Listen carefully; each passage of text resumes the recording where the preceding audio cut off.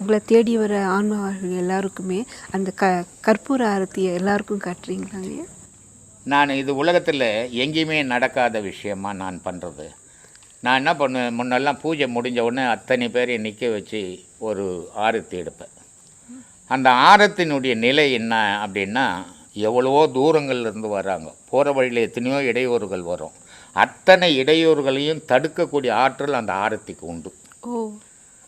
அதனால் நான் எல்லோரையும் நிற்க வச்சு ஆரத்தி எடுத்து தான் அனுப்புவேன்.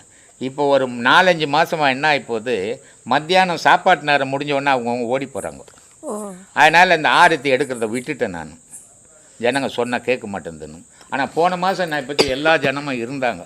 அதனால் எல்லாருக்கும் ஆரத்தி எடுத்தேன். ஏன் ஆரத்தி எடுத்தேன்? நான் கடவுள்னா அவனும் கடவுள் தான், நான் பிணம்னா அவனும் பிணம் தான். அப்போது நான் நினைக்கிறது நான் மட்டும் குரு, நான் மட்டும்தான் கடவுள், நீ கடவுள் இல்லை, அப்படி இல்லை. ஏக்கம் இருக்கிற அத்தனை மனிதனும் கடவுள் தான். கடவுளினுடைய சக்தியில் தான் அவன் ஏங்குறான். அப்போது அவன் தான் நான் தான் அவன். இங்கே வேற்றுமைன்றது இடமே கிடையாது. அதனால் அவனுக்கு ஆரத்தி எடுக்கிறேன். நான் அவனை கடவுளாக நினச்சி தான் நான் ஆரத்தி எடுக்கிறேன். அந்த கடவுள் அவன் போகிற வரைக்கும் அவனுக்கு பாதுகாப்பு கொடுக்கணும் அப்படின்றது தான் என்னுடைய எண்ணமே.